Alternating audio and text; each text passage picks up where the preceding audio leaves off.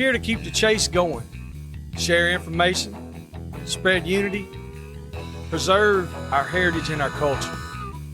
We're trying to achieve something that you just can't catch. We're always trying to find a better way, trying to make better dogs. That's what Dixie Doggers Podcast is. That's who we are.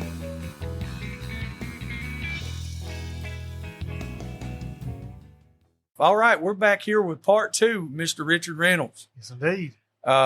We couldn't get all of it in there in a normal length of time on the first one. He's got such a vast knowledge of dogs and dog shows and just the history with terriers and all that stuff. We couldn't squeeze it all into one. So here's part two. We got him on the line, and we ready to get this thing kicked off. Mr. Richard, what you got? What you got going on this evening? Nothing? Not a thing. I set it all aside for you and your listeners. Man, we are special. Well, you're a group that I don't often get to. And to be honest with you, I'm kind of happy for the opportunity to talk with some of you Southerners and some of you hunters. We love it. Well, it's nice we can get together, and Yes. we have so much more in common than anybody thinks.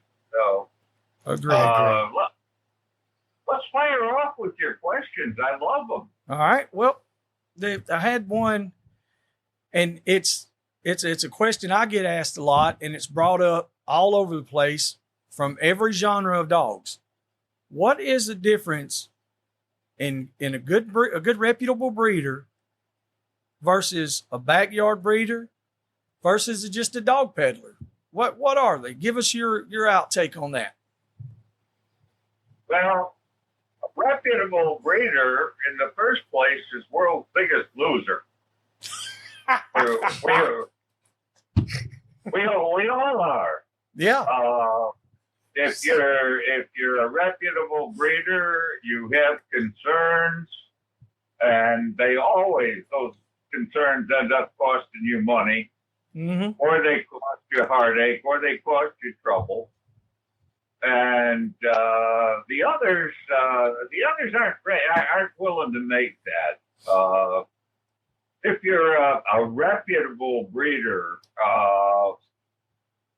you breed healthy stock, and you got to find out if they're healthy.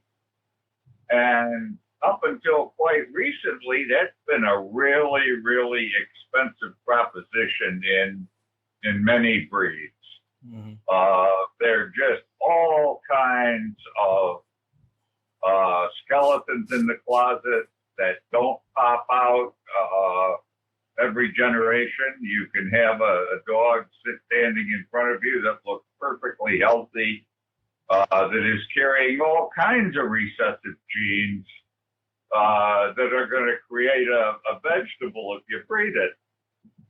So a reputable breeder is going to go out and help test their stock. And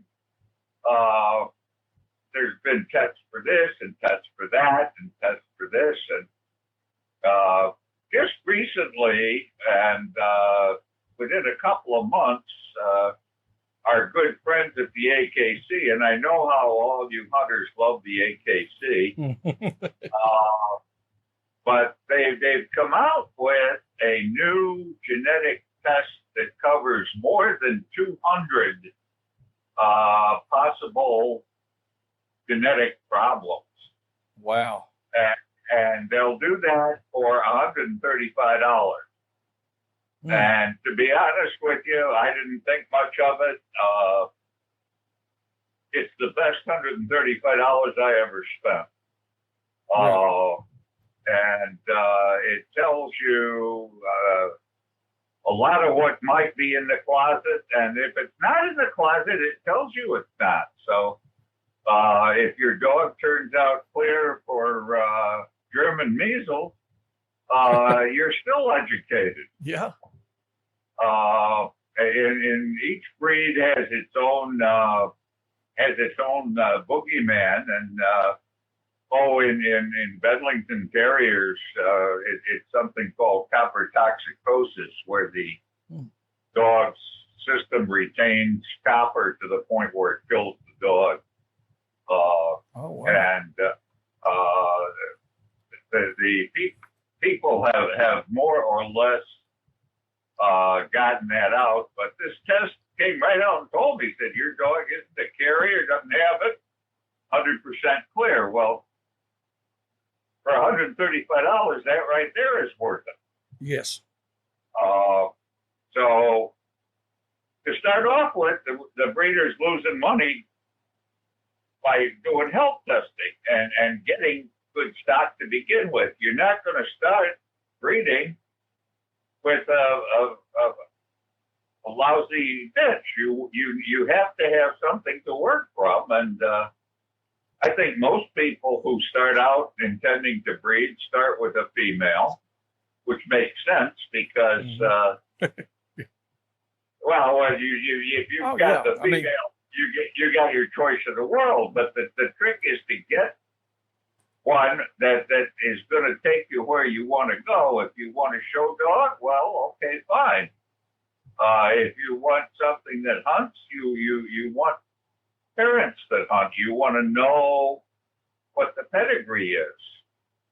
And if you're in dachshunds, all dachshunds have a spinal lesion that leaves them susceptible to disc injuries, and they're awful. It's almost as bad as losing the dog. Sometimes it's better to lose the dog, but all dachshunds have it.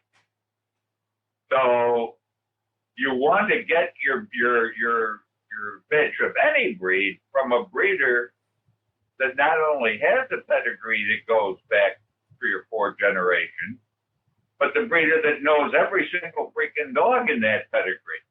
Yeah. So when I sell a dachshund puppy to somebody, I can say, look, I can't guarantee that this dog won't have disc disease, but I can tell you that I know every dog for the last 5 generations in this pedigree, and none of them have had a problem. Yeah, that's a very, very good thing to have right there, because there's a lot of guys and women that breed dogs that they can't tell you anything past what the parents are.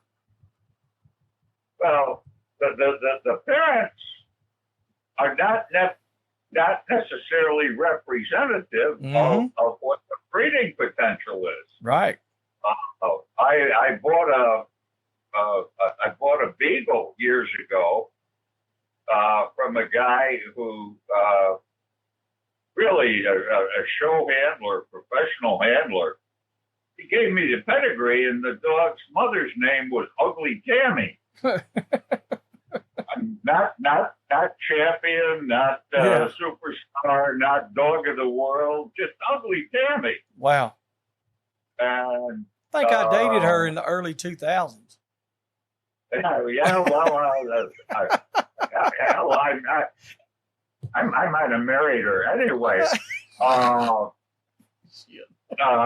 She was just an absolutely wonderful brood bitch, and she had great puppies.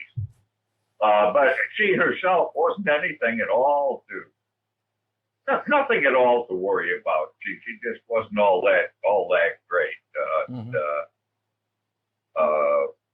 So you can't. You want to look at the parents, and I certainly want whatever. I want a trivet hound that's going to hunt, and I want to know, and I want to have proof that the parents are going to do that, because that's genetic. That's a gene that's passed down, and you're not going to get that in the AKC or any other test. All you're going to get it from is experience. So getting your brood bitch is the first step in becoming a breeder.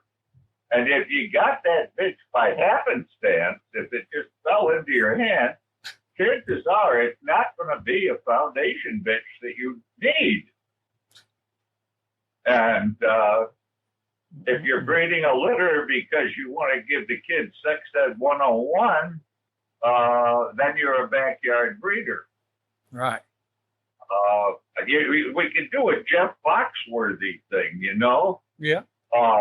You might be a backyard breeder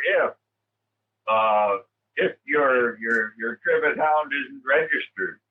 You might be a backyard breeder if you're thinking about mating to the neighbor's dog. We could do a whole. I may do a magazine article on Yeah, that. do an article on that. Yeah. But the reputable breeder is going to have a vet on call, and is going to know before they start how many puppies they've got to deal with. A C-section these days in the Northeast is going for about between $4,000 and $7,000. Wow. Which is an expensive litter of puppies. Yes. And it's expensive if you lose them. And it's expensive if you lose the bitch. Yes, sir. And if you do things properly, and you know what's coming, you eliminate that, but it costs money. You whelp the puppies. You don't leave anything to chance. You whelp them as soon as the bitch goes into labor. You stay with them. You don't go out in the barn in the morning and see what you got. It's time, and I can't tell you the 24-hour or 48-hour shifts I've pulled waiting for the bitch to get around to whelping. And then the problems that go with it, and losing puppies just tears your heart out. If you've got a weak puppy and you lose it, nature never intended that they all should survive. That's why you have large litters. That people have one, and they're supposed to survive. Dogs have 12, and we don't want to lose any, but we realize that there's a distinct possibility that you will, just by whatever. So the reputable breeder puts up with that loss and learns to accept it. Reputable breeder is fussy about who they sell their dogs to. Well, first of all, they probably haven't bred the litter unless they had some purpose in mind. Every litter I breed, I intend on keeping one. I don't always end up doing that, but the whole reason I breed the litter is because I want one. I want to keep a puppy. I need a puppy. Other than that, I don't breed. But I knew one woman who bred Norfolk Terriers who made it just impossible for you to buy a puppy from her. And she wouldn't raise her prices. She just wouldn't sell you a puppy. And I recall one day we were hunting, and we were out in the middle of the western part of New Jersey digging for groundhogs. And he said, "Oh, I've got to stop for a minute. I've got some puppy buyers coming out." And I said, "What?" He said, "Yeah, they wanted to come and meet me and see about a puppy, so I told them where I was going to be, and I figured if they really wanted the puppy, they'd show up." Yeah. So we were all dirty, and we'd been digging and whatever, and we might have had a little attitude adjustment during the course of the morning, a tweak here and there. Yeah. And these people showed up, and they were very wealthy from Manhattan, and they looked at us and they said, "Well, yes, we plan on having the dog, and it's going to live part time in Manhattan, and then we go to Florida for the winter, so we'll fly it to Florida." Make a long story short, she said, "Well, thank you for coming out. I appreciate it, but I don't want to sell you a puppy." And they said, "Well, why? We'll pay you more money." I said, "No, I just don't want to sell you a puppy." And they said, "Why?" And she said, No reason. I just don't want to sell you a puppy. I don't think it's the right place for my puppy. So that's a reputable breeder. That's someone who has a feel for what dog will go with what place. In other words, I get my puppies. I find some dogs that make show dogs, some dogs that make pet dogs, some dogs where I would have been better off saving the afterbirth, but you could even find a home for them too, somewhere along the line, you know.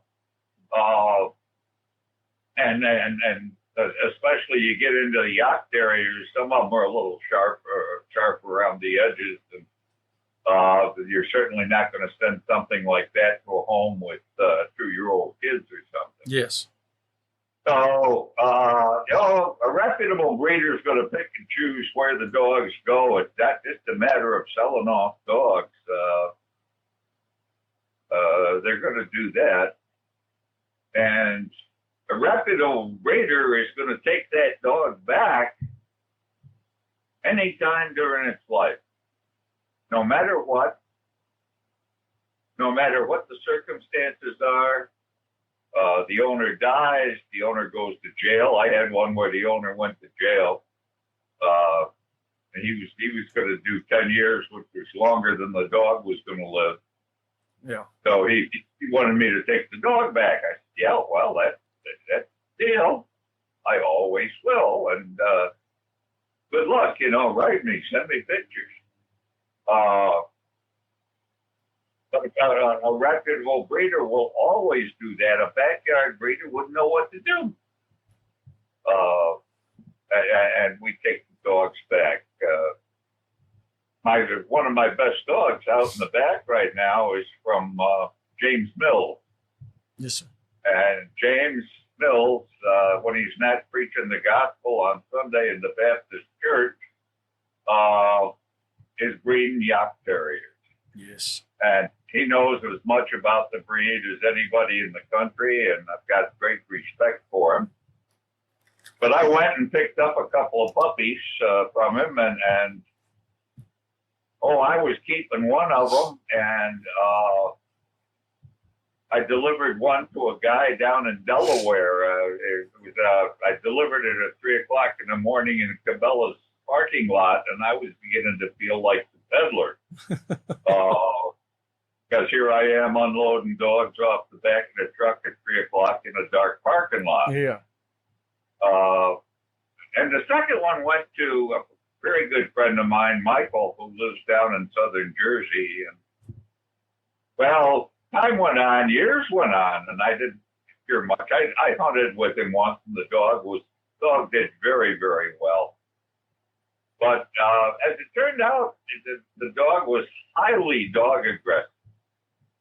And there was nothing he liked better than taking on another dog. And he'd go out of his way to get into a dog fight.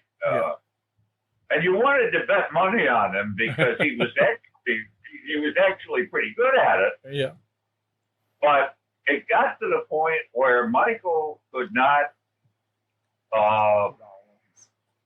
just couldn't handle the dog anymore. He had other dogs he had to hunt with. Mm-hmm. And after he got some of his lurchers chewed up and so forth, he said, I can't keep the dog. And he gave it to another dog pro who I refer to as the leprechaun. And you can fill in the blanks there on who the leprechaun might be. But he's a very, very, very capable terrier man. That would be a much better candidate for one of your podcasts than I am. So he gave him to the leprechaun, and the leprechaun gave him about 3 weeks and said, I can't keep this dog. Really? He's chewing up all my other dogs. So forth. He's got to go someplace where they got one dog. So lo and behold, a deer hunter comes forth and says, "Oh, I'll take this dog. I want him for blood trailing, and we know what a good dog he is. He'll do blood trailing." So reluctantly, he went to the deer hunter. Well, the deer hunter had never had a yak terrier, didn't know anything about yak terriers. Got a nice little black dog. Sure, I got a fenced backyard. I got a 4-foot high wood fence all around my backyard. And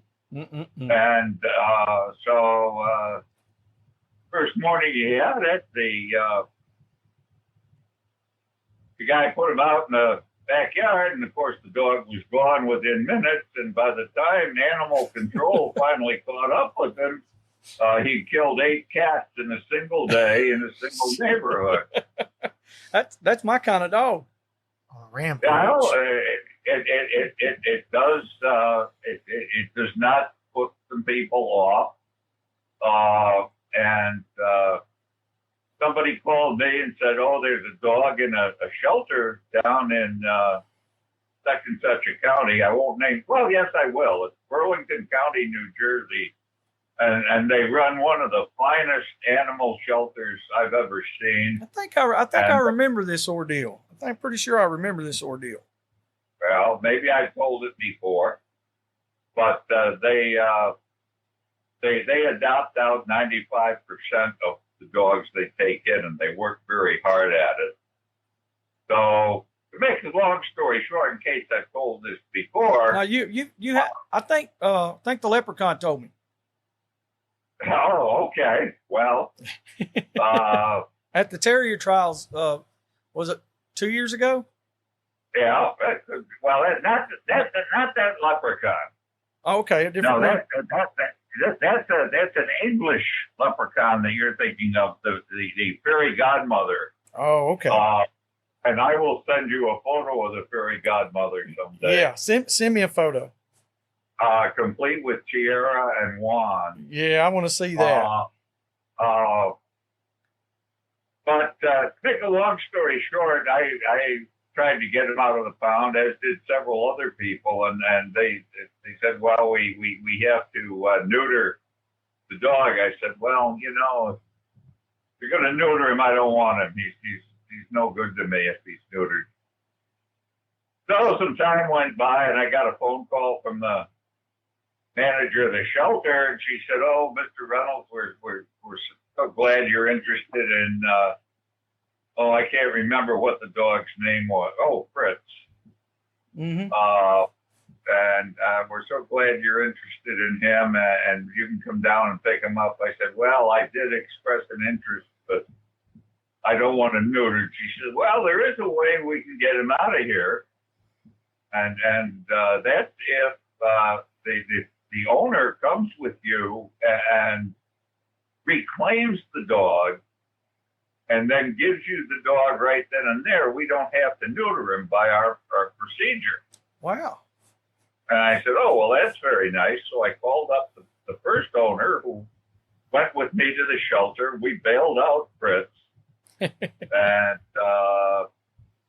I sent him down to a friend of mine who does military training with the dogs. He was down there for about 8 weeks to learn some manners. And she made him a lot better. He still likes to fight, and he's still good at it. But the point is that a breeder, James Mills, would have taken him back in an instant Yes. had I not kept him. Another one of that litter I just couldn't keep anymore for a number of reasons. A bitch. James took her back. I had a tear in my eye. In fact, I gave her back to him at that yacht terrier trial that you were at down there in Texas. Was when James picked her up, and I still send her tennis balls every now and then because that was her favorite. I made James swear that he would never part company with her. So yeah, I remember her. My point here is that the reputable breeder is going to look out for that dog for its entire life. They're not going to move on to something. I just got a picture today from a world-class veterinarian who has one of my dachshund puppies. And he doesn't have to take the time to send me a picture, but he did.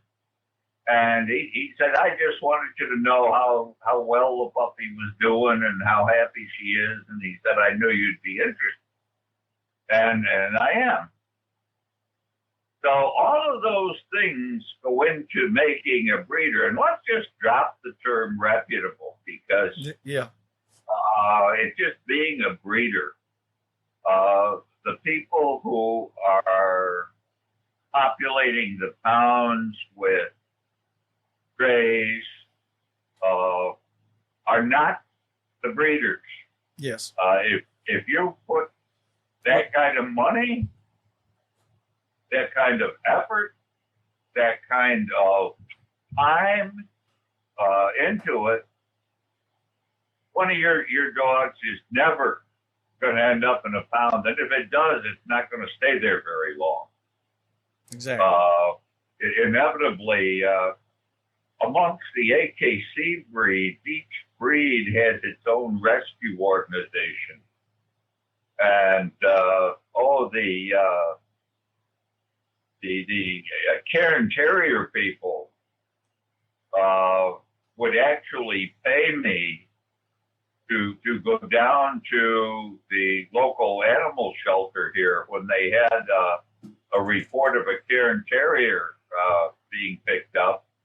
And they give me $25 in gas money if I go down and look at it and see if it was a Cairn. Wow. And if I said it was a Cairn, they would arrange for it to be rescued from the shelter. That was a good thing while it lasted, and I enjoyed the $25. But when they figured out that I was looking at everything that had a fuzzy coat, calling it a Cairn, and they were having to rescue it, the whole thing stopped, and they wouldn't do that anymore. They didn't trust my judgment. Oh my goodness! So a breeder it's a labor of love, whether you're breeding dogs or cows or sheep or I've got one friend of mine. He just likes breeding stuff, which we try to keep him away from the sheep, Yeah. but he breeds Budgerigars, which are little parrots, parakeets, what we know as parakeets. He's breeding fish. Recently, he started breeding guinea pigs. Wow.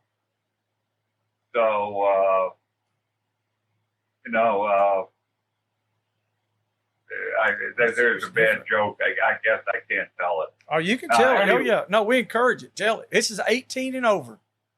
Well, it's just that he said he was into guinea pigs, and I said, why don't you find yourself a nice English girl? Yeah. Which I deeply, deeply regret ever having said anything like that. So, tore up about it. Oh my goodness. He knows it's all in fun. Oh yeah. What are friends for? What are friends for? There are dog peddlers. I know some. Yeah. They're for the most part they're well intentioned. They're just not doing their homework. They're just trading dogs. In my whole life, I've only known one person that would admit to making money breeding dogs, and she was a breeder of Siberian Huskies, and she bred damn good ones, and she followed every rule in the book. Her dogs won Westminster Kennel Club show. Damn. They were top quality dogs, but she actually made money at it. Okay. And was not ashamed to admit it. She was one of the first people that would sell dogs to Asia. when the rest of us wouldn't.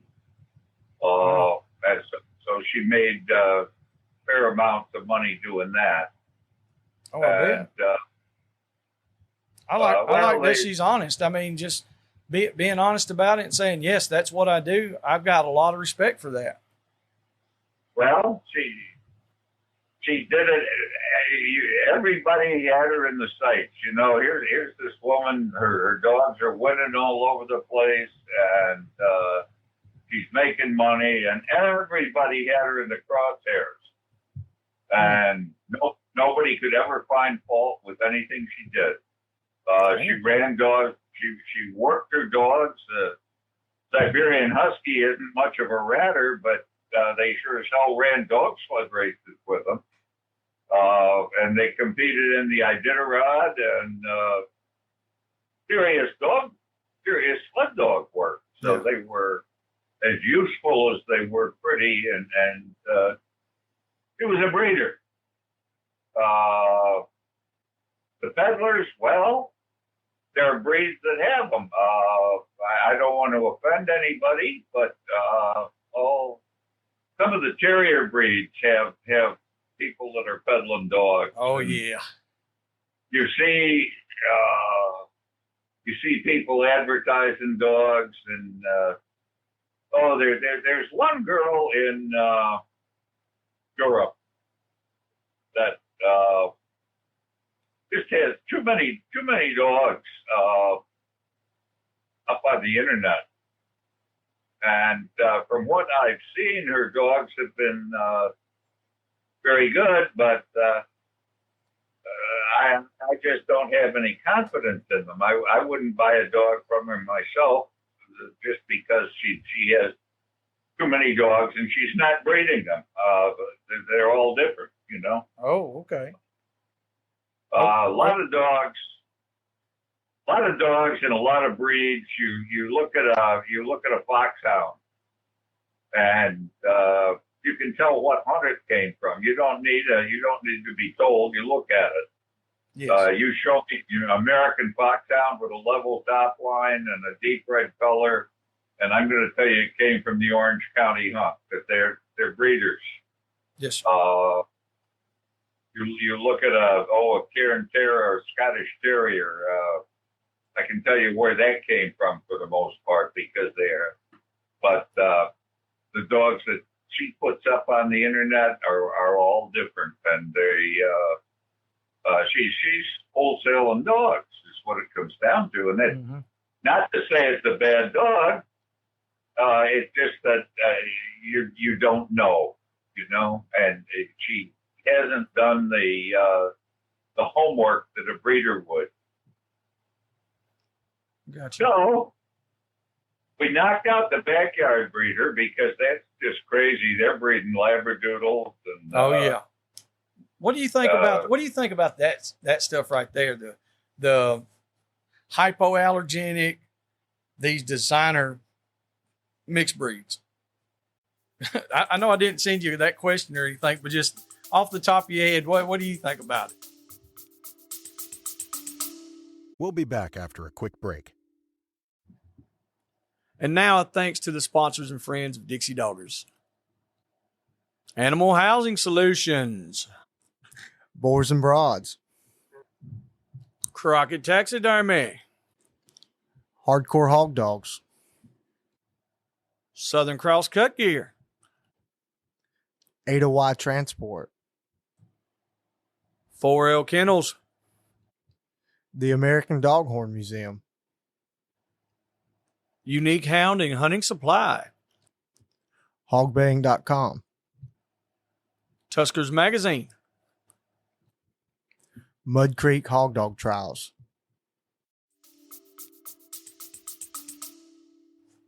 Well, I don't like mixed breeds.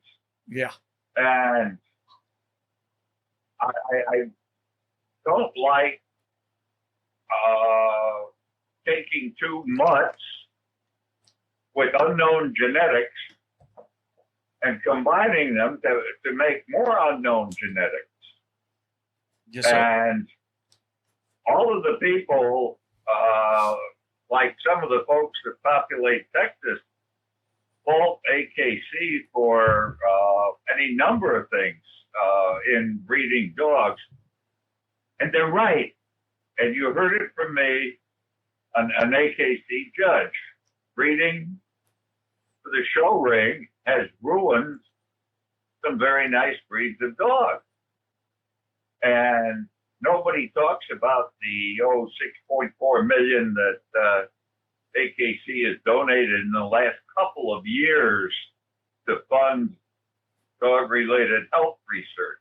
Wow. Uh, Yeah, nobody talks about that. But we've got some breeds out there that have real problems. And when you complicate that, when you go and take a breed, we talked about the hidden genetics, we talked about traits that skip generation, and you go and combine them, you're just making matters worse.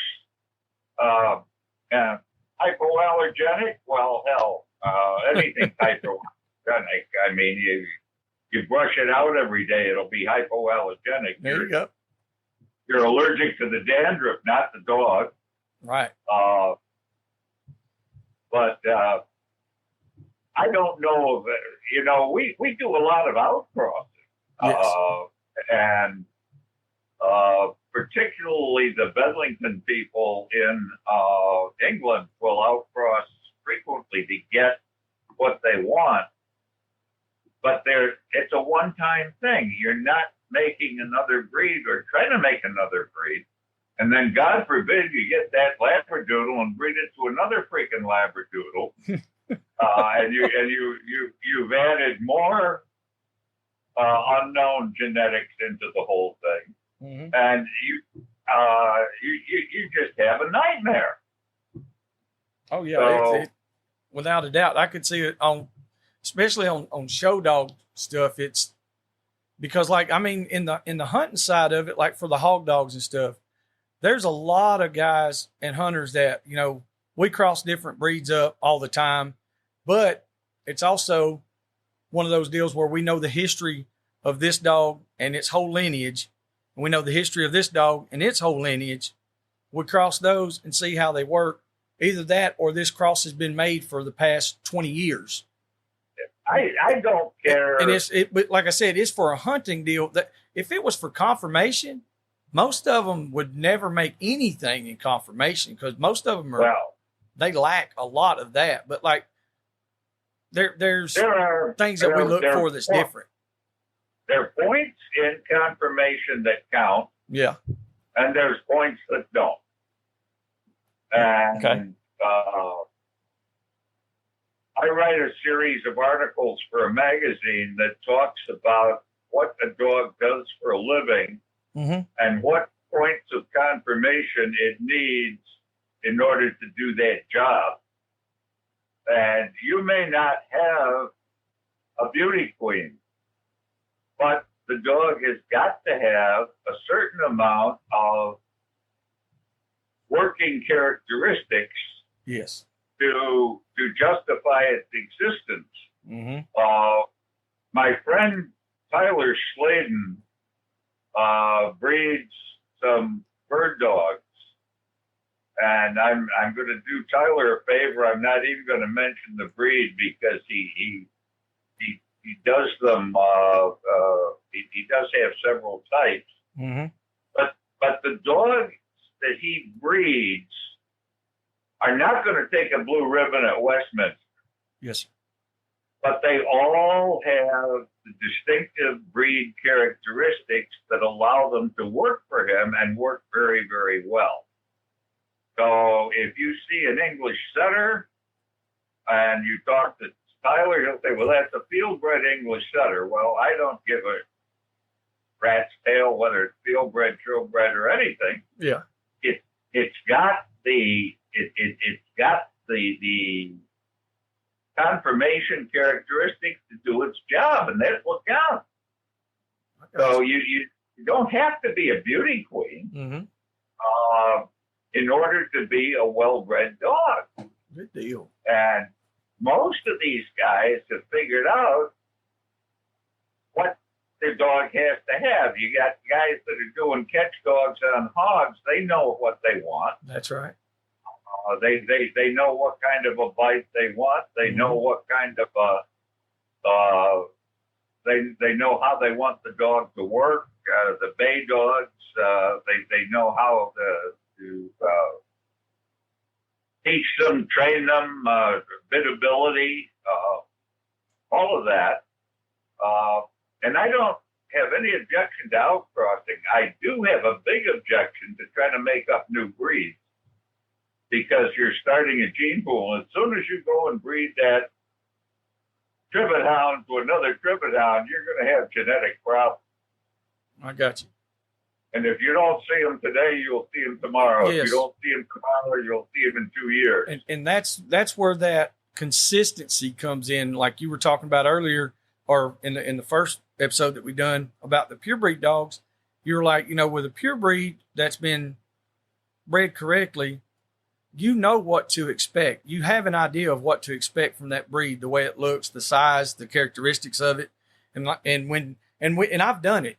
I mean, you know this yourself. I've took two totally different breeds, and crossed them to see what it would produce, and without a doubt that I've had it where I've had 20 dogs at one time, and only 2 of them actually were capable of doing what they needed to do.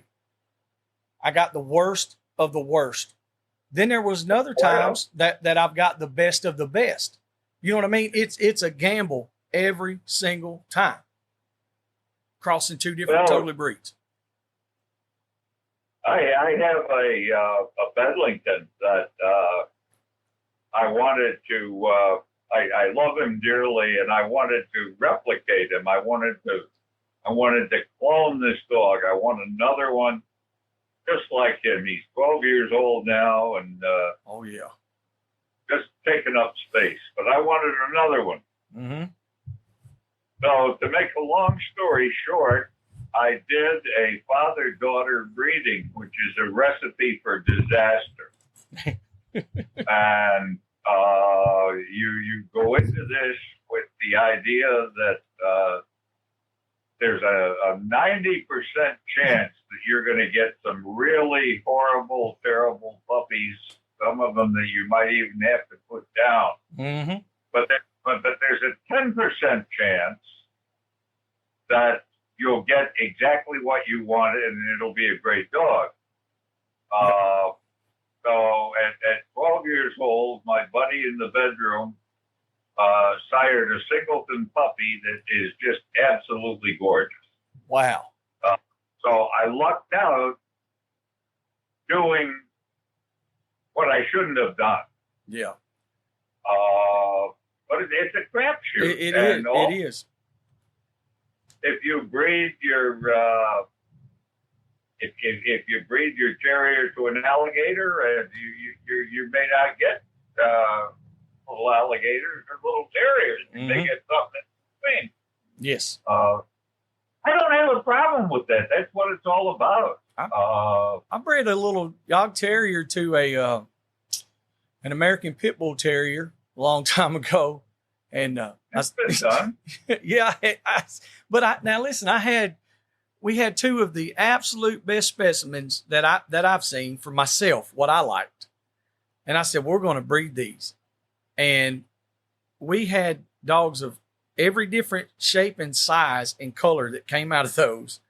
And within, what was it, less than 18 months, I think all of them were dead. It was Jigsy. No, it was Patterdale. I'm sorry, it's Patterdale and a Pit Bull. And 18 months old, what they didn't kill each other, they had to be put down. Like they were the worst of the worst. Well, we've had that, and they were horrible. The more you mess with dogs, the more you're going to get that. And I value my dogs more than most people do. Yes, sir. I have my heartstrings are sensitive, and that's why I have so much dead wood around the house. They got these old useless dogs that take up space and suck up dog food without producing anything. Yeah. But they gave their best for me, so Mm-hmm. they've got a home as long as they want it. That's right.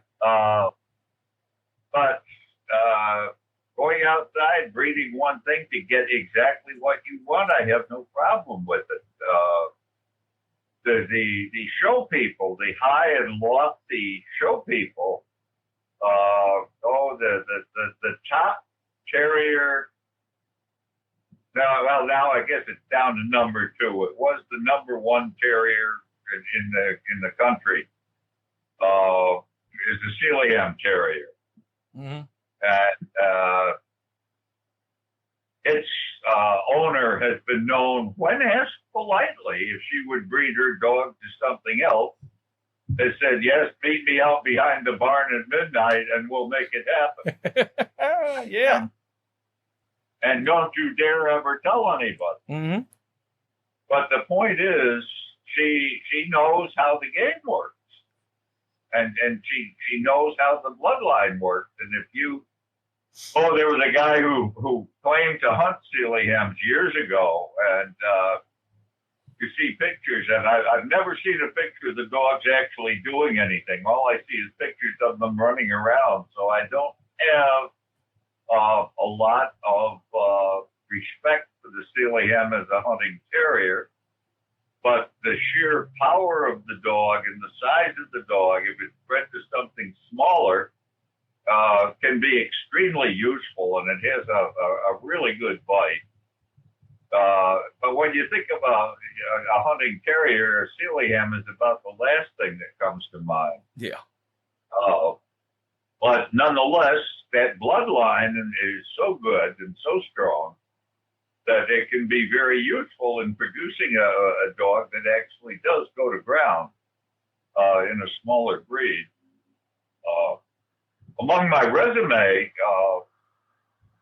you're talking to world's foremost breeder of Tenafly terriers, and I'm sure you may not have run into them, but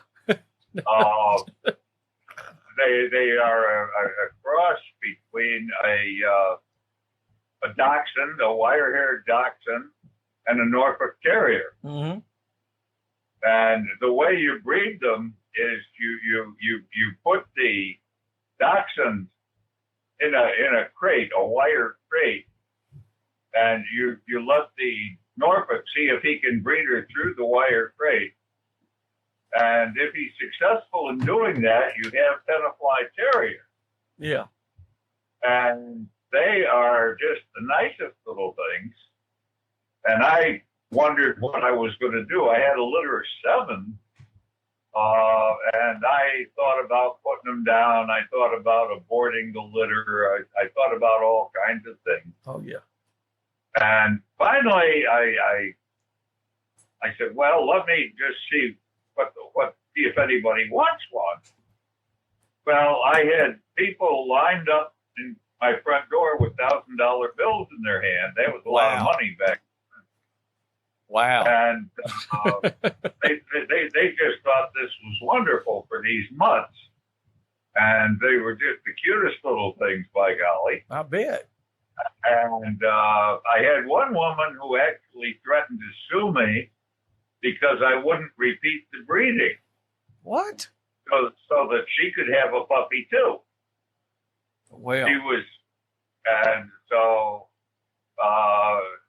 that was what woke me up to the fact that we as breeders of purebred dogs better wake up and smell the roses. Yes. Because all these people were perfect. They didn't give a rat's ass about the health of the genetics or anything else. They just wanted a cute little puppy. So it was a real shock to me because I was seriously worried about what I was going to have to do with them. So, yes, sir. being a breeder, it's an awful thing. I can only imagine. World's biggest losers. And loving it. Yeah, I was thinking to say, and loving every minute of it. Yeah. That's and you know, when people, when our listeners listen to this, the first thing they're going to say is, when you say, oh, well, they're the biggest losers, they're going to take it out of context at first. But then when you explain it to where they can understand what the point you're making is, like, we lose more time, we lose more money and more effort, more sleep, more patience, more everything by doing the right thing. Yeah. That's how we're the biggest losers. But like you said, that's what we strive to do. But the rewards are bigger. Yeah, without a doubt. When you go out there and you see a specimen of a dog, and like I said, now I've got some crossbred mutts that are great for what they do. Yeah. And I've still got my purebred dogs too. I was backing out of the driveway a while ago, and I got a little blackmouth cur female from Russell Holiday in Texas, and this is probably one of the finest specimens of a dog that I've ever seen. I was looking out, and I was just really, it made me smile. I backed up. I was like, look at that. And that's my dog. And then I've got a couple of Yog Terriers.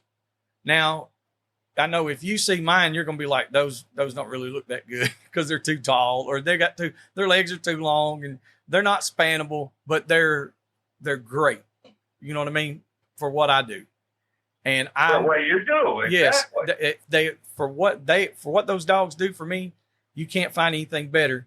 And I have, in all the years I've handled them, there's only been one that was sold for money. And people could not understand why I would not breed them and sell them. I couldn't do it. I would give someone like you or Mr. Mills or Tyler Sladen or any of them, I would give them to you. It's like, here, take one, test it, because of who you are. But I could not flood the market with them, and I tried to protect them. And within a short period of time, there was these peddlers that showed up with all these Yog Terriers for $200, and were $300 selling them left and right. And then when I seen a 10-month-old to a year-old Yog Terrier bay a half-grown coon in a cage, I was like, wow, that's a little different than the ones I've seen. Years ago, the Jack Russell Terrier people, and when we say years ago, I'm talking in the 1970s. The Jack Russell people all got together and said, well, let's sell all our puppies for $375. Mm-hmm. And that was a good price. It was a lot of money, but it was a fair price, you know. And whether you wanted the worst Jack Russell or the best Jack Russell, how much is it? $375. There you go. And that suited everybody just fine. Well, that doesn't happen anymore. And I'll be honest with you, I can't produce a puppy for $375, and I have great difficulty sometimes producing them for $3,000 when you consider what it costs to maintain the parents and so forth. Oh yeah. So, and then if you have a stroke of bad luck, you get a C-section in there. Anyway, so we've talked about what a reputable breeder is. There isn't anything else. There's breeders, and there's mom and pop, and there's 2.4 kids breeding the neighborhood pets, and they're cute. I had a friend of mine who was a smart guy. He was a gynecologist. Yeah. And smart guy. Pretty smart. And he got himself through medical school, and he owned a pretty good practice, and he made a lot of money. And back in the days when the doctors were rich, and he wanted a Doberman.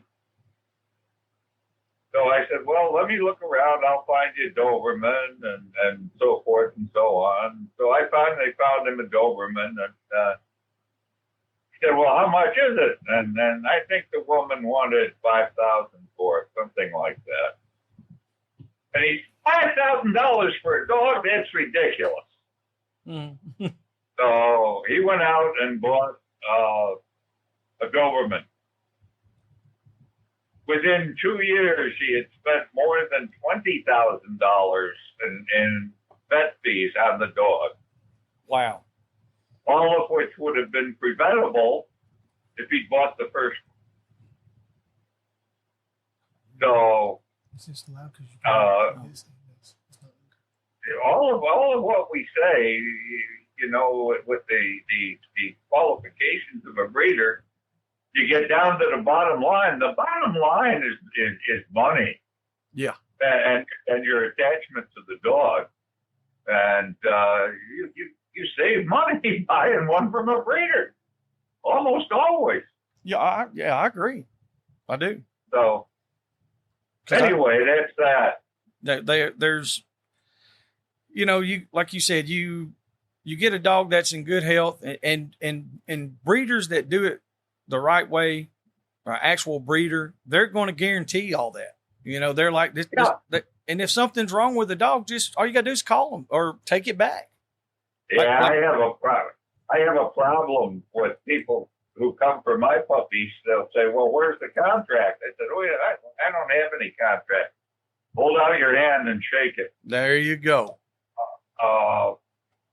No contract." And I know what the breeder's terms are. I guarantee the puppy against anything other than the back problems and dachshunds or whatever. And you take it to a vet within 24 hours and get your vet to clear it.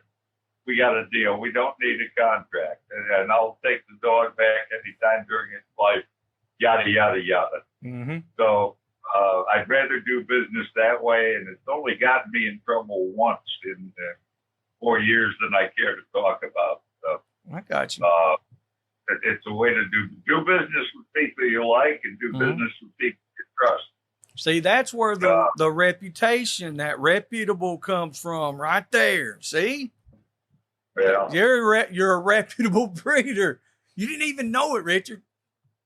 Yeah, I just want reputable buyers. That's all. Hey, I don't care. now you're talking. Where the hell are we going to find them? They're around. Okay. All right. Uh, Well, that's good. Now, I'm glad because we get asked about the whole breeder peddler deal all the time. And I'm like, well, and I try to explain it the best I can. But with you going into detail like that, that's way better. Everybody should have a good understanding of that. You had some good examples. So, So any breeder is not every breeder will show you both parents. They may not have the stud dog there, mhm. but they will show you the pedigree, Oh, yeah. and they will show you the health testing. And now you in yacht carriers, they do very minimal health testing, only for an eye problem. PLL. Yeah, that means something else in other places. It means patellar luxation. Yeah. Pulmonary, Kneecap, but it's PLL. pulmonary lens luxation. Yeah, but this AKC thing will, if the yacht carrier people will pick up on that, that'll be a big step forward. But Yeah, that's in the breeds where there's a lot of health testing, mhm. The Orthopedic Foundation for Animals (OFA) is more than that. They have a what they call a CHIC number, CHIC, and that varies. The tests that are required for that vary by breed, and a lot of that is very expensive. And a lot of that will now be changed by this thing that AKC has going, which is unfortunate. A friend of mine runs the OFA, little 16-year-old kid that I used to laugh at because he sat around the Beagle ring. He's now president of OFA. So Okay. anyway, I still think he has buck teeth. So There you go. let's move on here. All right, let's go to number 2. The most versatile terrier to you. And why would that be the most versatile terrier? I don't want a versatile terrier. You want a specific. I hate versatile terriers. The more You got to the be more close you to Jesus with them. the more versatile your terrier is, Trouble. the closer you're moving to a genetic dog, Mm-hmm. a generic dog. Yeah. Most of our breeds were bred to perform a specific task in a specific way, in a specific place. Mm-hmm. And the thing that makes a border terrier is that it's spannable, that it has a very, very loose fitting pelt, that it can do the job, that it has an otter shaped head where the facial fill absorbs a lot of attack from the quarry. And it's bred with a hunting style that keeps it from getting torn up very much. Now, I don't give a rat's ass if it'll bay hogs or not. Yeah. It probably would, Sure. but I don't care, because if I get a terrible border terrier that turns out to be a good hog dog, you're going to breed it, and I don't want you to do that, because Yes. you're destroying what makes it a border terrier. Yep. So the same holds true with yak terriers. Same holds true with any breed. AKC, in its quest for money, has all kinds of activities that you can enter your dog in, from scent discrimination to dock diving. Dock diving's good for a retriever.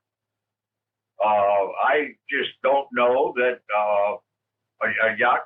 Well, some people retrieve birds, ducks, yak terriers. Yeah. But it's not going to, if the dog excels at dock diving, it's not going to make it a better dog for being a yak terrier. Right. So everybody talks about versatility. I have a friend who has a dachshund. And the dachshund has two titles on the front end. One is a field champion, and the other is a show champion. But it's got 26 titles on the back end, indicating that it's versatile. Wow. And I just don't care. And she's mad at me because I don't care. I can bring the dog out hunting, and we'll find out if it's worth anything. Oh, but it's got all these titles. It doesn't mean anything. I don't care. I don't want a versatile dachshund. I want one that fucking hunts. Hell yeah. Oh. So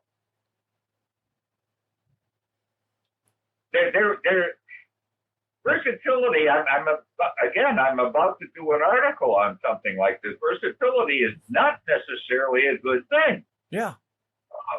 Any old dog will kill a rat. And I used to have dachshunds that hunted rats with me on the street, and they're good at it. I don't use mine at it because they're just not fast enough. Mm-hmm. And I look at my dachshund and I say, well, gee, if your legs are just a little bit longer, you'd be able to catch the rats better. But then they wouldn't be able to get through the liner. Yeah. That's right. Underground. So there's time and time again where, in the name of pursuing something that the dog wasn't bred for, in the name of versatility, we change it. Pyrenean shepherds, which you don't see a whole lot of outside of the dog show world, Mm-hmm. but they actually, in the mountains, they were a small herding dog, but they decided that they wanted Peerships to run in a lower agility class because they'd be faster and they'd do better in agility. So they started breeding small ones. And they actually bred the size of the breed down to the point where it got ridiculous. But they could compete in the under 12-inch class.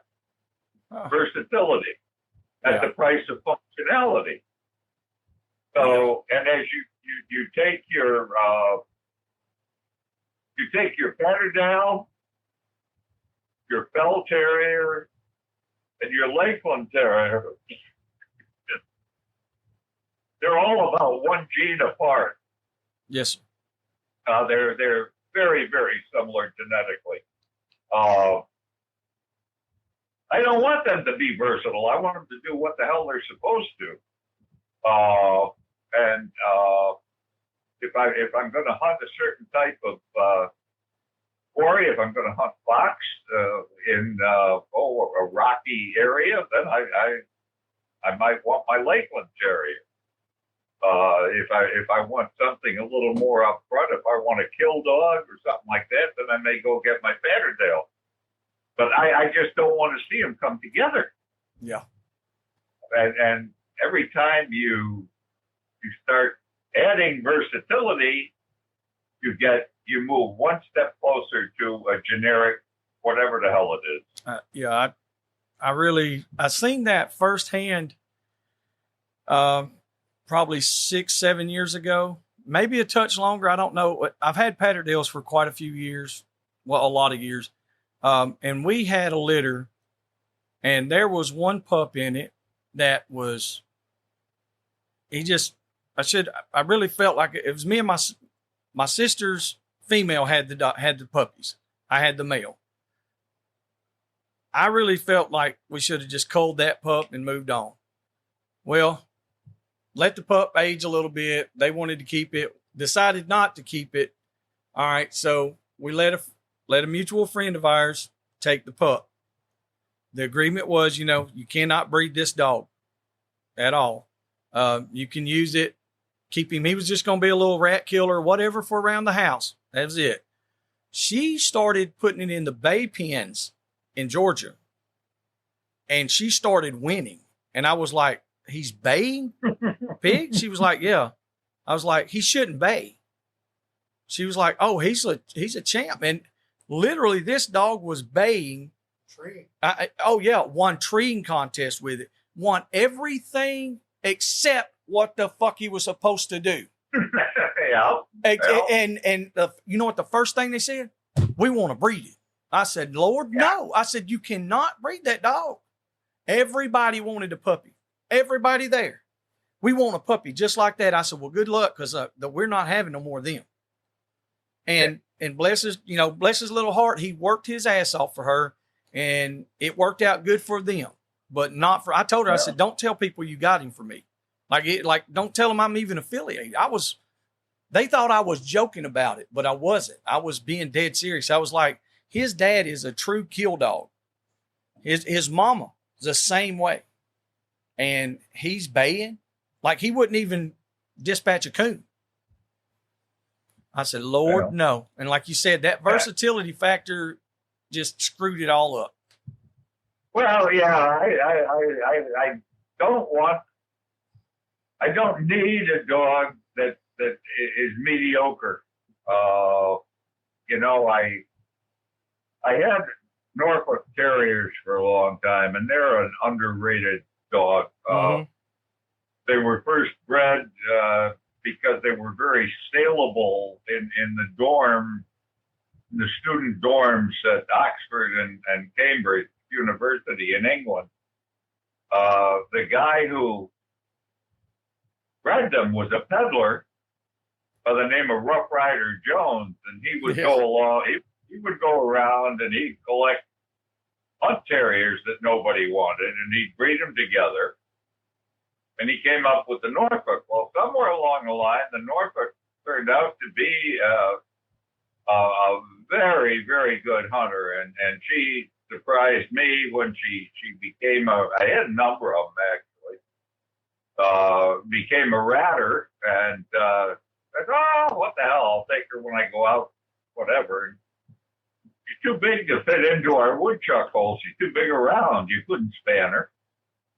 A little dog, not 12, 13 inches tall, but way too big around to get into a woodchuck burrow. Well, the day came when there was a great big ass burrow, and she got down in there and earned her AWGA working certificate by baying and holding two woodchucks at the same time in a T tunnel. There had both woodchucks dead ended on the ends of the T. Versatile, yeah, okay, fine, but a dachshund would have done it better. Yeah. So I want to hunt with a team. I have to hunt with a team for what I do. I need the dachshund for the whole dog.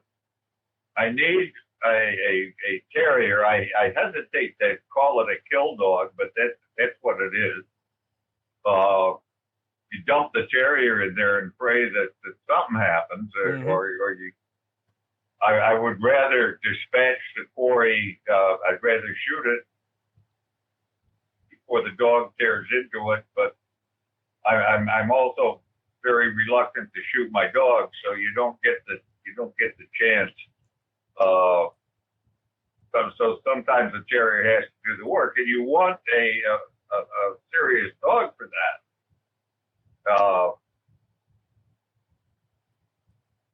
And so versatility, no. If you happen to have it, fine. You can laugh about it and whatever. But I'm sure as hell not going out looking for a versatile dog. Right. I wanted to do what I wanted to do. I went to a seminar for Salukis.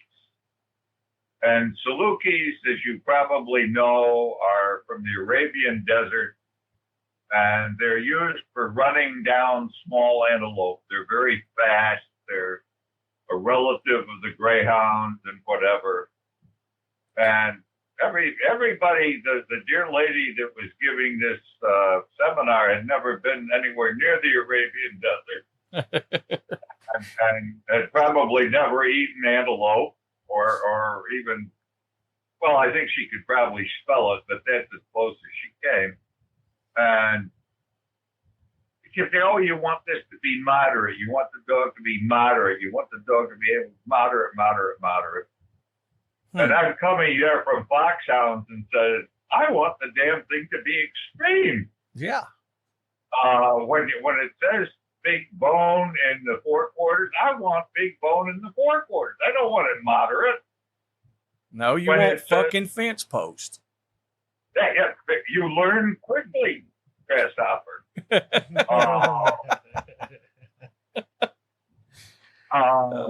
Yeah, and the same goes for the back end. But versatility is not your friend.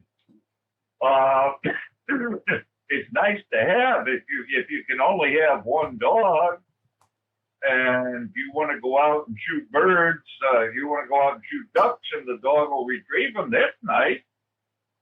But if the same dog will work as a whole dog for you, that's nice too. But you can't go looking for that.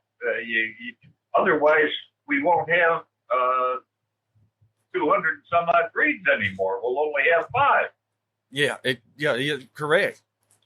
It'll have it all channeled into, instead of having a specific breed for specific usage, like you said, it'll just be, well, I've got a such and such that can do 10 different things, and he does it half-ass. Don't everybody write in and say Reynolds said that versatility was no good. Well, I did say versatility was no good, but it can get you in trouble sometimes too. Yeah, and again, it goes back. We just keep saying the same things over and over again. It goes back to if you have a purebred dog, you want to know what it's going to look like and how it's going to behave. Versatility. Maybe you get something thrown in. That's a benefit, and I'm not knocking it. Mm-hmm. It's just that I'm not going to go looking for it. Yeah, I understand exactly what you mean. So That's not the thing that you're looking to purchase. You're not looking to get something that's going to do all of it. If a dog does it, Nate's got a little Kimmerker. Well, he's not real little, but I mean, he's a Kimmerker, and he is pretty versatile, and he can do a lot of things, but he likes to do one thing way better than the rest. well, You know, and I mean, and we don't push the issue like that. It's just like, well, we can do. He's at our disposal if we need him, but he hog hunts. That's what he does. He's a hog dog. I've got a yacht terrier who's big in life. He'll go rat hunting. He doesn't mind that. He likes that, and I use him on mouse patrol, and he likes that. He'll hunt mice, but he dearly loves hunting fox, and his skill is hunting fox, and that's what makes him a yacht terrier. And I'm certainly not going to do any of the dumb exercises that some of us do that will take him away from that. He's not very good at the terrier trials, to be honest with you. I take him to some of the Jack Russell terrier trials. He never does very well. But you cut him loose on a fox, and you're going to see something that'll bring tears to your eyes. Yeah. So versatility, versatile terrier. I've never owned one. I got you. All right. Well, let's go to the next one then. Let's go to what's the biggest dog show that you have judged? Not necessarily like numbers of dogs, but like a renowned show. Like, what's the biggest deal? Well, Morris and Essex doesn't mean anything to you, Sure. but it was at one point the biggest dog show Mhm. in the world. It is still the biggest one-day dog show in the world, and entries are limited to 4,556 dogs Wow. in one day in one place. That's a So lot that- of dogs. That's a lot of, it's a lot of dog poop Yeah. cleaned up. They lay down, they have a little better than a mile and a half of tent that the rings are located under. They lay down more than 3.5 miles of electrical cable to service it. It goes on well into the evening under the light. So we've judged that. We have our big national championship down in Orlando, Florida. It's kind of a made-up title, but it's another great, big, huge dog show. And I've judged that. Westminster, which is the crown prince of all shows, has escaped me so far. I think my shoes aren't clean enough. They let me go, and I did meet the breeds and stuff like that. They let me work for them. Yeah. So that they're not proud that proud, but I haven't judged there yet. If they happen to be listening in, I'm available, people. Yeah. Yeah. All you got to do is call him. He'll do it. The big terrier show is Montgomery County, which usually draws an entry of between 2,000 and 3,000 terriers alone. Wow. Not any other breed, just the terriers. And I've judged that any number of times. And this year I will be doing Irish Terriers Mm. at Montgomery. And then because I like to do both ends of the dog, I'll be judging the National Earth Dog Test the following day. So it's the show dogs on Sunday and the Earth dogs on Monday.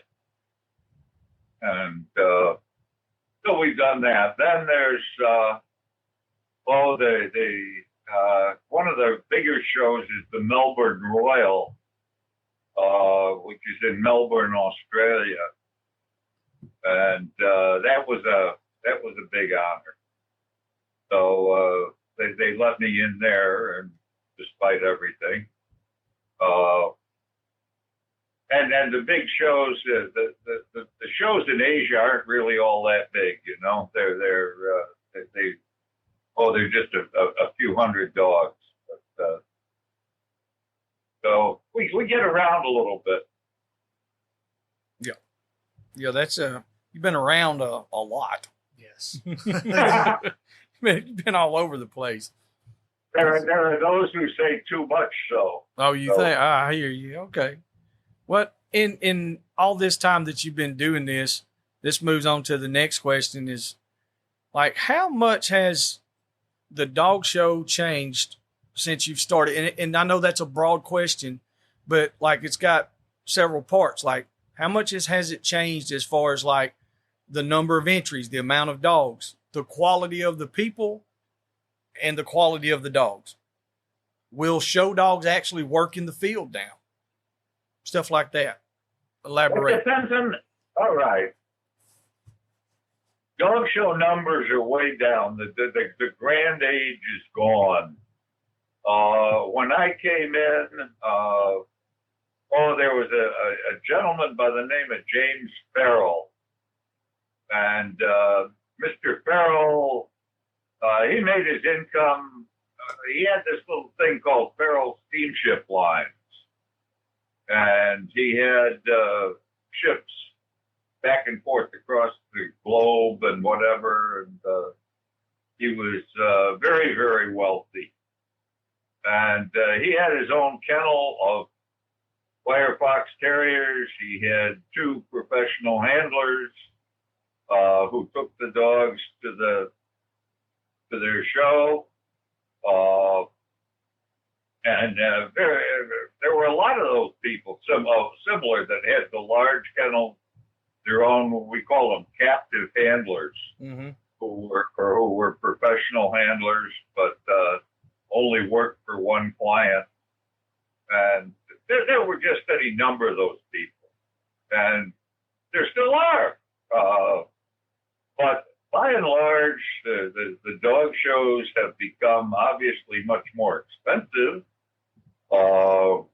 I can remember when entries were $5 and they're now $35 to enter your dog, and the associated costs, the hotel, the travel, the gas, everything goes with it has increased too. So it has forced. It makes the middle class work harder, but we have more middle class now than we did then. Yes. So we have more kids with their dogs. We have more people who own one dog. We have people who want to give it a try. We have people who just go to a dog show because it's fun. In general, the dogs have better temperaments than most of the dog show exhibitors. So that's always something that we look for. The dogs are friendly. The exhibitors aren't always. The judges are excellent, of course, unless they're not. But basically, we have the same dog show. Yes.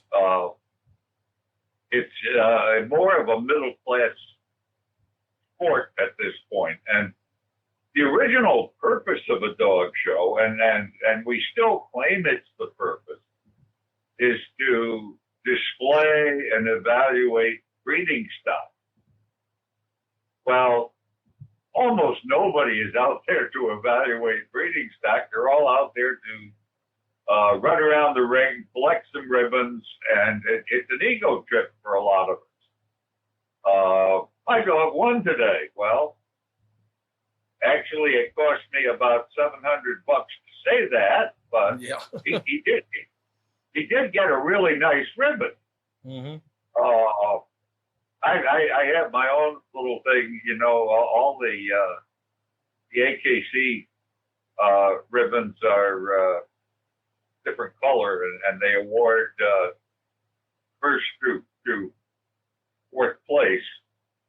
And there's blue ribbons and red ribbons and yellow ribbons and white ribbons. Well, I felt bad for the other guy, so I had some black ribbons printed up and give them out for fifth place. Yeah. Like you almost made it, but Yeah. better luck. No, seriously, the Hard Luck Kennel Club. Dog shows are pretty much the same. We got a lot more rules, and it's not quite as much fun anymore, and it's more formal. And it's certainly not always about evaluating breeding stock. And there's national point systems on how much your dog wins, and that's important to some people. And you'll see a dog being shown in New York City on Saturday, and on Sunday it's in Los Angeles, Okay. because that's where the people know that the dog will win. Now, how you ask did the dog get from New York to Los Angeles overnight? They chartered a plane Wow. for the dog. I would like to do that with my dogs. I can't. But there is that group at dog shows. Then there are also the hard-working people and the breeders that we spent the first hour talking about that are there for the breeding stock and for the purpose, and they don't have to show every day. So it's different strokes for different folks. If you want a nice place to go and kill a weekend, you can do that. If you want to campaign your dog, which is what they call when you show it every day, every show, and have a professional handler. I get about, and I'm deadly serious, about 15 pounds of glossy magazines every week, advertising dogs and telling me where this dog won and who placed that dog, and I'm supposed to read these things, these advertisements, and put the dog up. It doesn't work that way, but the advertising costs money. And I should certainly not complain, because these are the magazines that I write articles for. So please don't take that as a criticism. I dearly love the dog show magazines. I think they have a place in the world, and I'm finding myself, you know, when I was a teenager, I had Playboy magazine. And I didn't look at the pictures. I read the articles. That's right. Yeah. Education. Well, now I'm saying the same thing about the dog show magazine. Yep. I don't look at the pictures of the dogs. I just read the articles. So nothing has changed in 60 some odd years. So that's that. But no, the dog show world is good. There's the rift, as you know, between the field people and the show people. Mm-hmm. Neither one of them is perfect. I sometimes, the amount of money that the dog show people give to canine research is millions and millions and millions of dollars every year to fund canine veterinary research that benefits every single dog, just not show dogs. A lot of cancer research. This new genetic testing thing. Nobody gives AKC credit for that. If you want to criticize them, there's a lot of room for that. I could spend all day doing it. But there's a lot of good too. Yeah. So to the extent that the dog show world has woken up and realized that they have to be a service organization, that they have to exist for the benefit of the dog, many of the people have gotten that message. Some of them haven't, but most have. And there's so many good things that have come out of dog shows, and the money that the money that is generated by them. You tune in your TV set on Thanksgiving Day, and you see the National Dog Show. Yes. And it's on right after the Macy's parade. Comes out at noon. It's on NBC, and it's really not all that much of a dog show.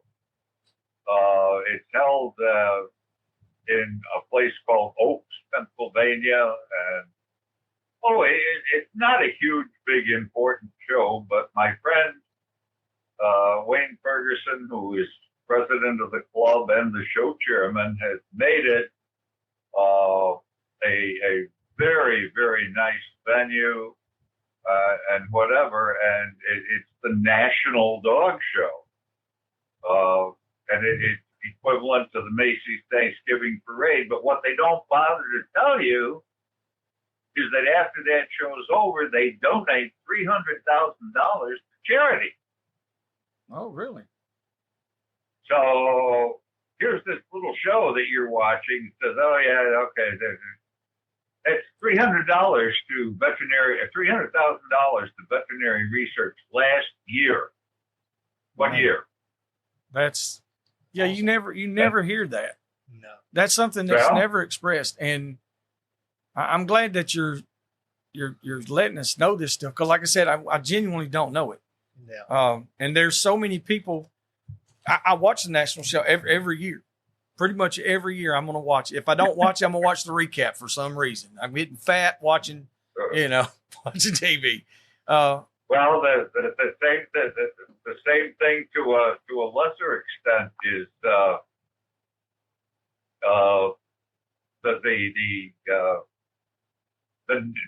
don't get confused now. The national championship show in Orlando is now shown on New Year's Day or shortly after New Year's Day.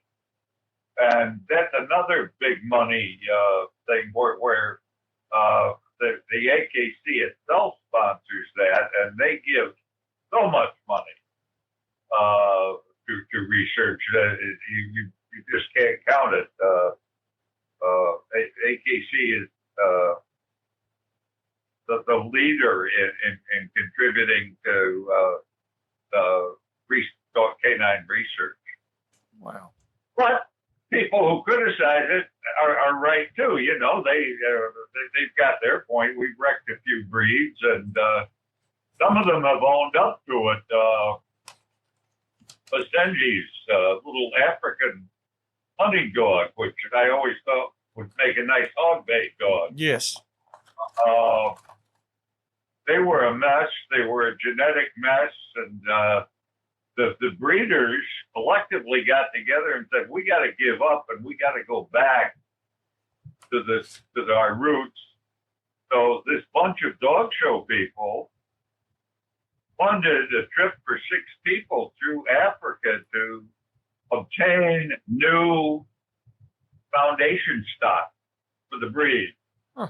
And they essentially started over again. So here's some dog show people. They've got a breed. It's not doing very well. They got Fanconi syndrome. They got this. They got that. The little bastards that bite you as soon as look at you. Yeah. you know you're in trouble with a breed. You know if you're judging a show and they have a little judges table where you write your book out and stuff like that. Sometimes they have a little candy basket on the table for you. I did the Basenjis one time and they had a first aid kit instead of a candy basket. Damn. Pretty near your first clue that there's going to be a problem. But they went back and they brought in, I don't know, I guess about 10 dogs from the jungles of Africa, which is where the breed originally came from. And they literally wiped out all of the problems and regenerated the breed. But you don't hear anything about that. No, like I said, you don't. And don't there are ever hear other that. breeds. There are other breeds that are screwed up that are being addressed radically. In England, they're a little more aggressive than we are, but there are breeds with problems. So I don't criticize the people who shout long and loud at AKC. My friend Patrick Burns, who is somebody that you probably want to interview. Okay. Patrick Burns, you'll find him on the website or on the internet as Terrier Man. Oh yeah. And his terrierman.com. And Patrick has an opinion on everything. And I think he was right. He was right about something about 10 years ago, but hasn't been right about much since. But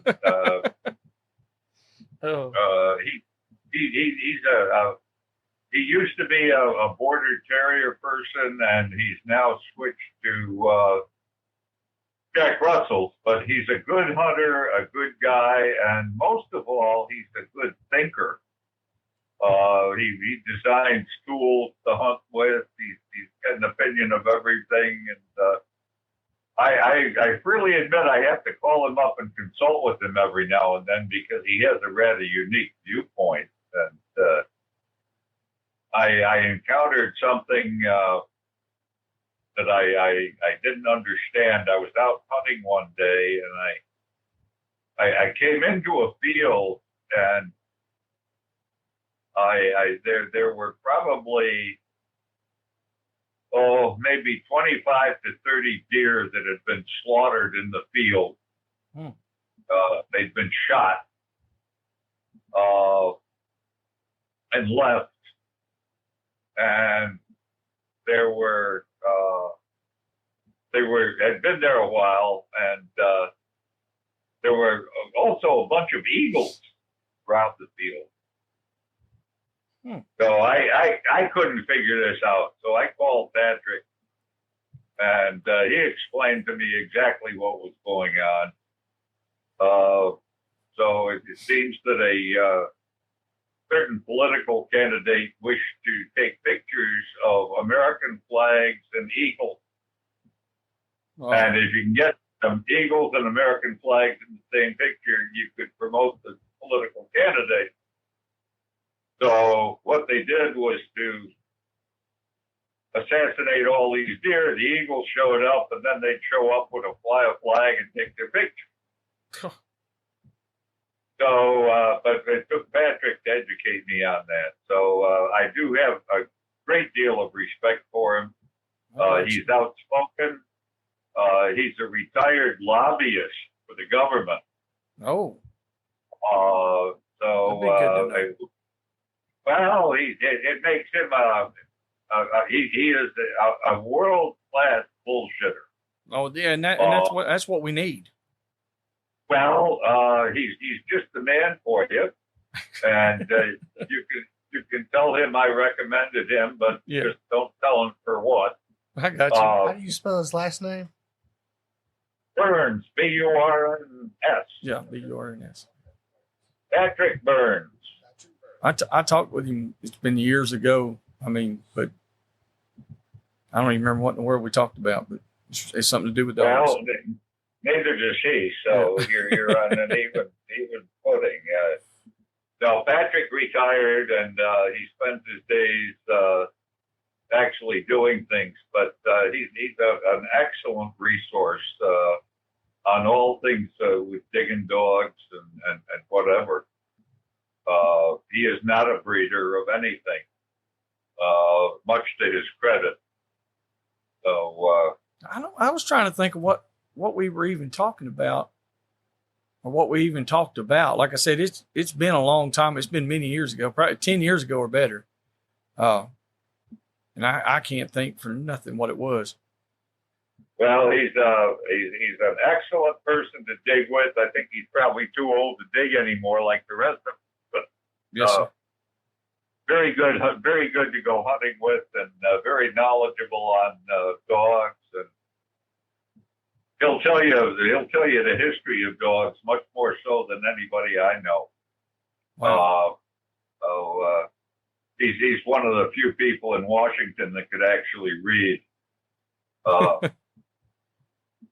He's done well.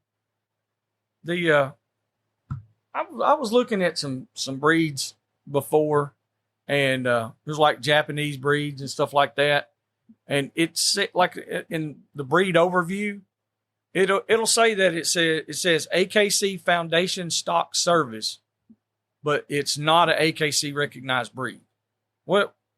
What's the AKC Foundation Stock Service thing? AKC Foundation Stock Service is the welcome mat at the front door of AKC. Okay. And if you have a breed like, say, a Yacht Terrier, Mm-hmm. that you would like to have become associated with AKC, you can, with certain qualifications, get them listed under Foundation Stock Service. And Yacht Terriers are just that at this point in time. Mm-hmm. They are listed under Foundation Stock Service. Okay. Along with a bunch of other really, really weird far out breeds. Yeah, the one that had piqued my interest was the Shikoku dog, Kochi Ken. It looks like a Shiba Inu kind of deal. Yeah. I just heard something about them, but I can't tell you what. I can't remember what it was. It's supposed to be like a Japanese hog dog that they. Oh, I know what it is. No, that's what I'm saying, but I don't know. There's a few people here that have them in Alabama that I've seen, and somebody brought one to Uncle Earl's to the Big Baby Pen event. Yeah. Well, Foundation Stock. What people don't realize about AKC is that they have the world's best pedigree system.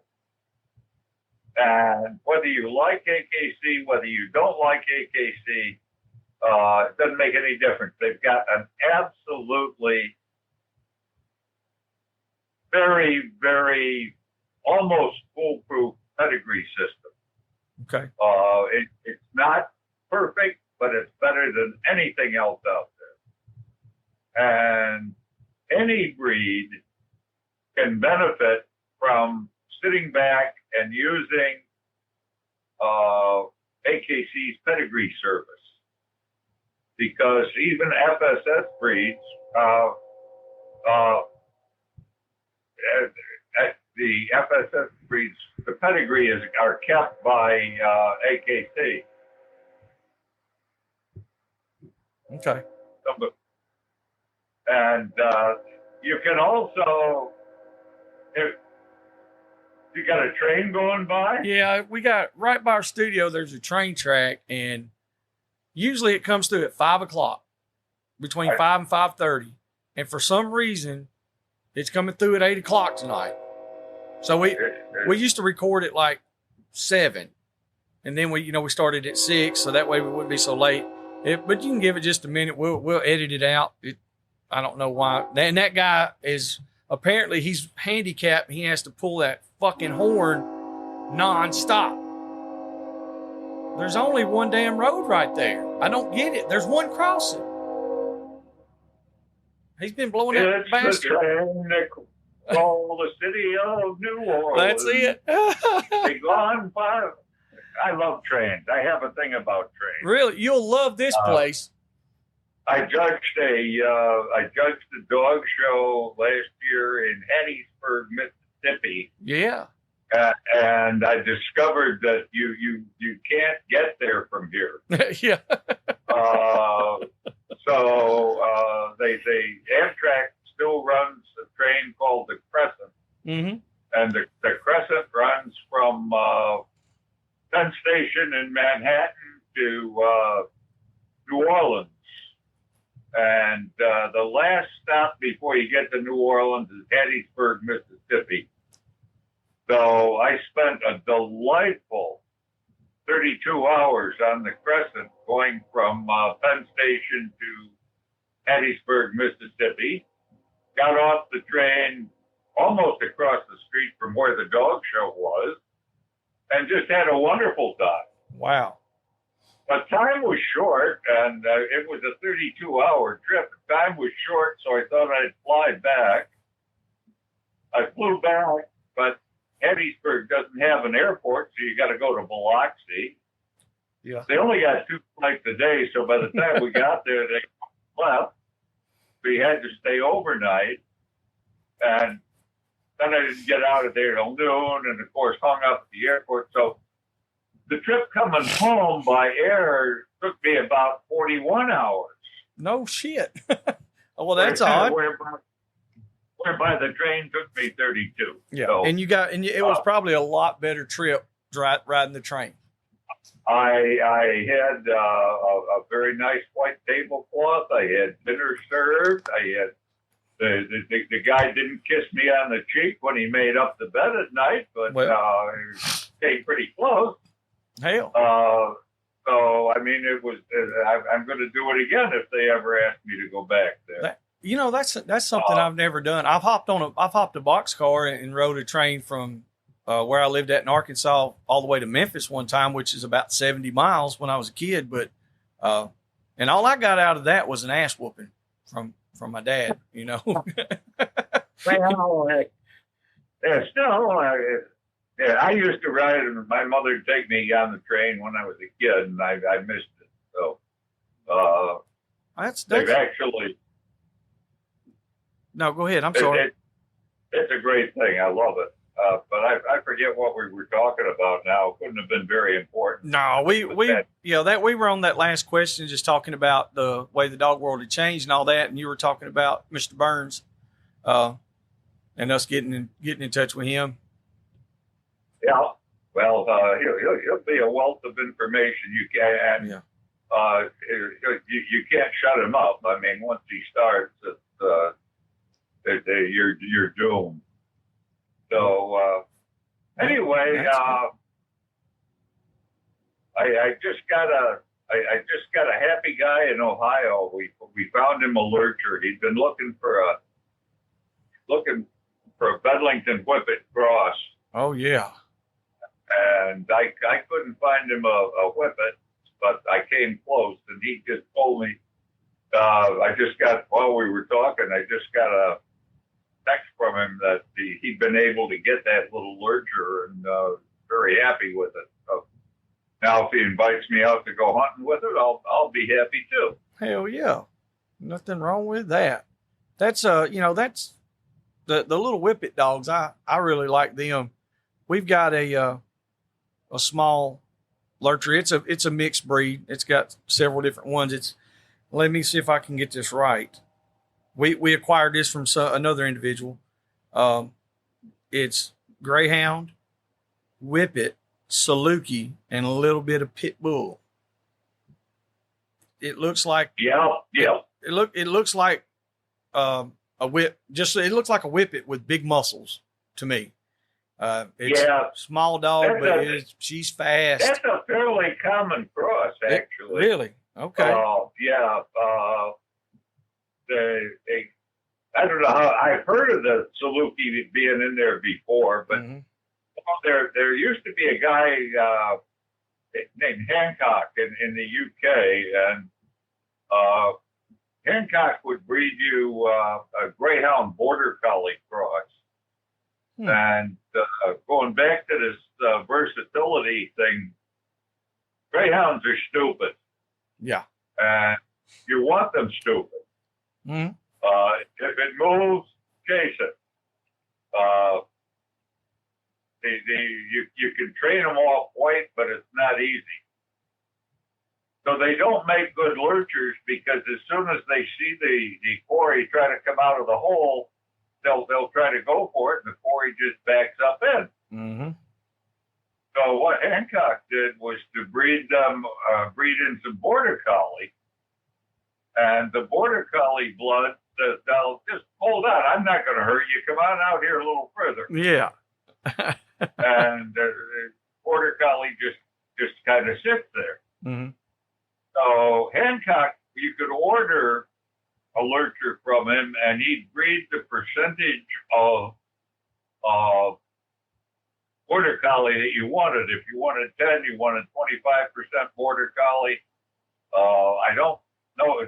I don't think he went to 50%. I think it made too small a dog. But you could, within reason, order what you wanted, and the dogs were just absolutely wonderful to hunt over. Now he's died, and I understand his son is still doing some of that. So there probably still is a Hancock lurcher, but where you get that sighthound base, and breed it with a bully, something or other. I've seen a lot of that, and it's worked real well for a lot of the hard dogs. It might be too much dog for fox or something like that. Yes. But it certainly has done a lot of the bear people and the cat hunters and whatever have done very, very well. Yes, sir. Like I said, we've used them for catch dogs, and crossed them. We've done some crosses with straight greyhounds. Done a 50-50 cross with it, and just have a bull gray, and they do pretty good. They're more thin skinned, and the recovery time is longer with them for what I like. So we've incorporated the Irish Wolfhound, and I'm really liking what I see so far with that, as far as anything that we use for a running dog. How long does it live? This one that we just got started good with this one. I don't know how long he's going to live, but we're going to see. Now, Mr. Average lifespan of an Irish Wolfhound is 6 years. I know it's not long, but we're going to see. I think what I've got in mind is to do another cross.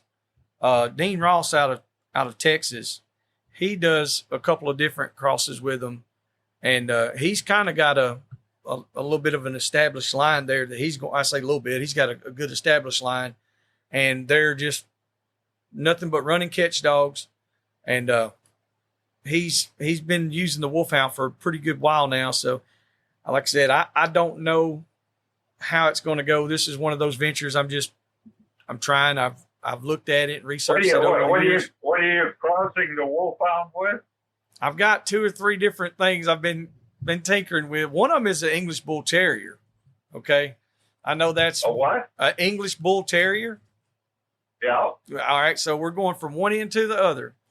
All right. And then go ahead. My thinking would be that they're both too mild for you. English Bull Terriers are not always game, and Irish Wolfhounds are almost never game unless they're chasing a plastic bag. And this one right here and that's why I was interested in this dog from where it came from. The whole history on it for the past 4+ generations, they're nothing but working dogs. That's all they do. Okay. And that was why it piqued my interest when I talked to the man about him. We carried him out. He has never seen any game or anything. We carried him out the very first time, and we jumped a deer in the field. And of course, normally we don't want to run a deer or anything, but he did not hesitate. So I said, well, I like that part. Well, just a short few minutes later, we jump to boar hog. He goes down there, runs it. He gets involved with it. He's never seen game before. So he engaged right off the bat his first time out. And, you know, we don't practice or do nothing at the house with him. Or, you know. I would have said that. That's an Irish Wolfhound? Yeah. And he went straight in like it wasn't nothing. Like he's God gamey. bless him. Yeah, he's gamey as hell. That's great. Yeah, and that's why I Great. said I was impressed with the whole thing. When the guy was telling me, I was like, well, is he feeding me some shit or what, you know? But I'm thinking it's holding true. We'll see what it's like once he gets the full scale of it, you know. Once he gets in there Yeah. and he's got a real bad hog, and that hog is hard to handle, we're gonna see where he's at with that. Then that'll tell the tale whether he gets bred or not. Well, that's great. Yeah. Well, it's getting on here about 9:13, and way past my bedtime. You're getting too old, ain't you? Is that what it is? Well, when you get up if you're up at 5:00, Yeah. So I'm usually. Well, you're an hour ahead of usually- us.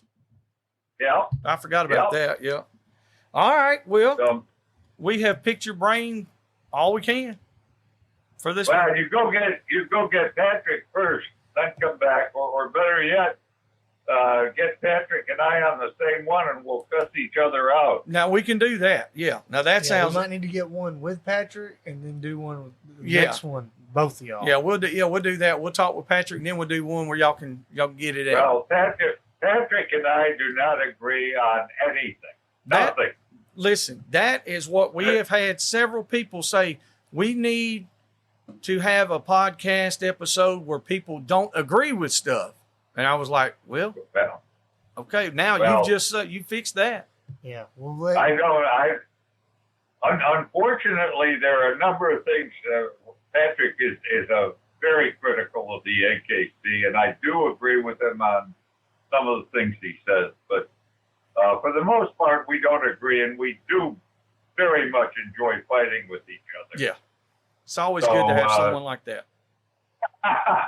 Give him my best. You guys take it easy, All and right. I'll be seeing you around the ring. Yes, sir. Thank you so much, Richard. thank you, Mr. Hey. Richard. See ya. See ya. See ya.